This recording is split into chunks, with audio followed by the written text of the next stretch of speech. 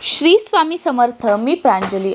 अक्षय तृतीयेला पितरांची पूजा करणे, पितरांसाठी सेवा करणे हे अतिशय प्रभावशाली मानलं जातं आणि त्यातली त्यात आपल्या पितरांसाठी दान करणे हे त्यातूनही प्रभावशाली मानलं जातं.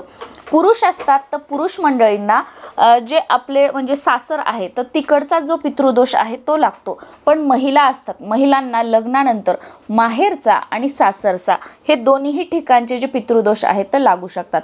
आणि पितृदोष जो असतो तो 3 पिढ्यांपर्यंतचा लागत असतो. आणि आपण पितृशांतीसाठी किंवा पितृदोषासाठी जे आपण उपाय करतो, पितरांसाठी ज्या सेवा करतो, तर त्या 3 पिढ्यांचे जे आपले पित्र असतात त्यांचं स्मरण करून आपल्याला त्या सेवा करायच्या असतात. म्हणजे आपल्या 3 पिढ्यांचे जे पित्र आहेत त्यांना सद्गती प्राप्त होते, त्यांना शांती लाभते असं म्हटलं जातं. तर ह्या अक्षय तृतीयेच्या दिवशी आपल्याला आपल्या पितरांना काही खाऊ घालायचं आहे, त्याचबरोबर एक सेवा करायची आहे. ती म्हणजे की या दिवशी बरोबर दुपारी 12 वाजता तुमचं एक रूमचं घर असू द्या, तुमचं भाड्याचं घर असू द्या, तुमचं स्वतःचं घर असू द्या, मोठं असू द्या किंवा तुमच्या मोठं घर आहे तर कोणत्याही रूममध्ये, असं काही नाही की किचनमध्येच किंवा हॉलमध्ये, असं काही नाही आहे. तर तुमच्या घरामध्ये जिथे कुठे दक्षिण दिशेची जी भिंत आहे ती मोकळी असेल, तिथे सामान वगैरे काही नाही आहे, दक्षिण दिशेला खुली जागा आहे, तर तिथे तुम्हाला तुमच्या घरामध्ये अक्षय तृतीयेच्या दिवशी दुपारी 12 वाजता काय करायचं, एखादा पाट ठेवायचा आहे. पाट ठेवा किंवा तुम्ही चौरंग ठेवू शकता किंवा तुम्ही एखादी प्लेट वगैरे ठेवली तरीही चालेल. तर त्या पाटावर काय करायचं, थोडेसे गहू आपल्याला ठेवायचे आहेत. अगदी 1 मूठ घ्या, 1 वाटी, 1 ग्लास, थोडेसे म्हणजे त्या पाटाच्या अनुसार. छोटा पाट असेल तर थोडं, मोठा चौरंग वगैरे ठेवला असेल तर बऱ्यापैकी आपल्याला ठेवायचे आहेत.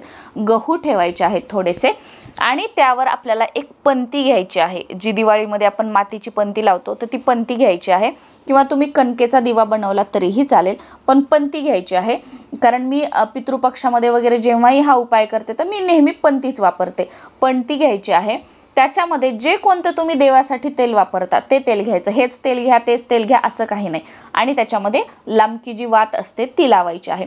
आणि ह्याची जी ज्योत आहे ती दक्षिण दिशेला येईल या पद्धतीने हा जो दिवा आहे तो घरातील ज्या दक्षिण भिंतीकडे दक्षिण दिशेला त्या वातीची ज्योत येईल या पद्धतीने हा जो दिवा आहे तो आपल्या पितरांसाठी आपल्याला प्रज्वलित करायचा आहे. आणि तिथे एक पाणी भरून तांब्या पेल्या तुम्हाला ठेवायचा आहे. आणि दक्षिणेकडे तोंड करूनच तिथे तुम्ही आसन घेऊन बसा. पितृस्तुती म्हणायची आहे. जे आपलं केंद्रातलं नित्य सेवा स्तोत्र मंत्र पुस्तक आहे त्याच्यामध्ये पितृस्तुती आहे, पितृ अष्टकम आहे. तर तुम्हाला जे हवं ते तुम्ही म्हणू शकता किंवा गुगलवर सर्च करा, तुम्हाला पितृस्तोत्र, पितृ अष्टकम मिळून जाईल.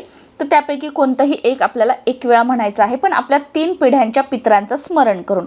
आता तुम्हाला तुमच्या 1 पिढीचं 2 पिढीचं नाव माहीत असतील तर जे नाव माहिती आहे ते आपण नाव घ्यायचे. पण ज्यांचे नाव माहीत नाही तर 3 पिढ्यांपर्यंतचे जे पितराचं, जसं बघा माझं जोशी आहे तर मला आता समजा माझ्या आजी सासऱ्यांचं नाव माहिती आहे तर मी त्यांचं घेणार.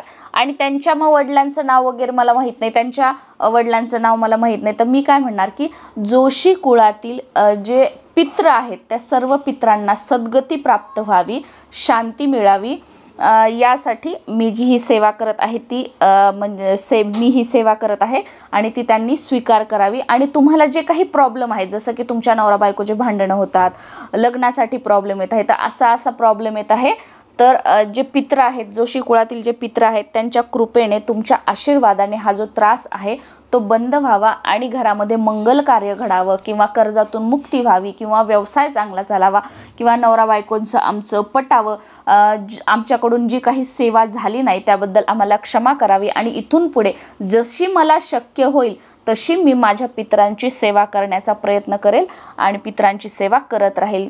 काही चूक भूल झाली असेल तर त्याबद्दल मला क्षमा करा.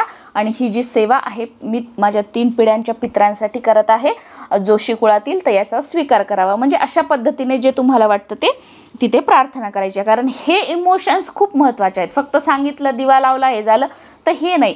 इमोशन्स महत्त्वाचे आहेत.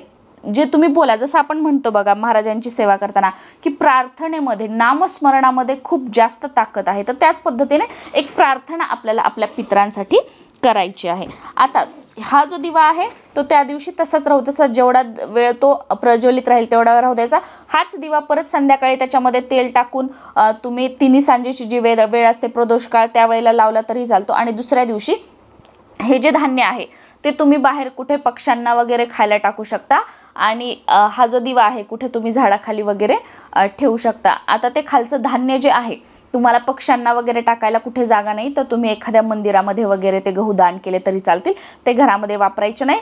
ती पंती सुद्धा जी आहे ती बाहेर नेऊन आपल्याला मातीमध्ये दाबून द्या किंवा कोणत्या झाडाखाली ठेवायची आहे। आणि ते जे पाणी आहे ते तुम्हाला घराबाहेर आपल्या तुम्ही जर बिल्डिंगमध्ये राहत असाल तर खाली सोसायटीमध्ये वगैरे इतर जे झाडं असतात कोणत्याही झाडाला टाकायचं, किंवा बैठक घर वगैरे असेल बाहेर झाडं असतील तर झाडाला कोणत्याही टाकायचं आहे, तुळशीला वगैरे टाकायचं नाही आहे। तर या पद्धतीने ही सेवा करायची, हा दिवा लावायचा।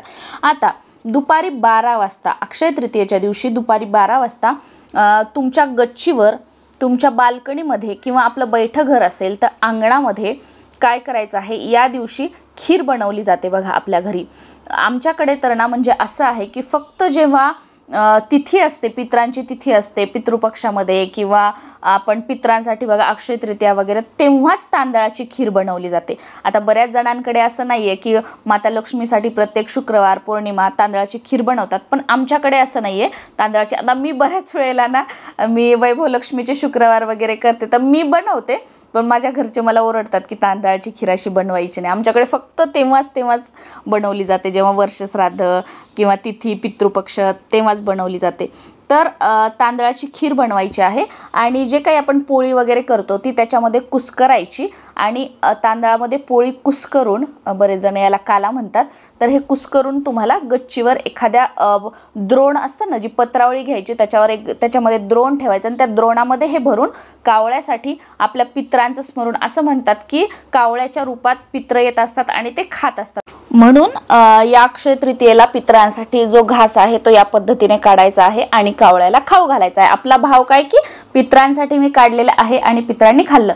आता बऱ्याच वेळेला असं येतं की आमच्याकडे कावळे नाही आहेत, कावळे येत नाहीत, मग काय करायचं? तर बघा, आपण कावळ्यासाठी म्हणून ठेवलं, मग कोणतेही इतर पक्षी वगैरे येऊन त्यांनी खाल्लं तरीही चालतं, पण आपण ठेवताना आपला भाव काय की कावळ्यासाठी ठेवला आहे आणि माझ्या पितरांचं स्मरण करून ठेवलेलं आहे, हा ठेवायचा। बाकी इतर पक्ष्यांनी खाल्लं तरीही चालेल आणि बऱ्याच वेळेला कावळा येतो आणि ते खातात सुद्धा।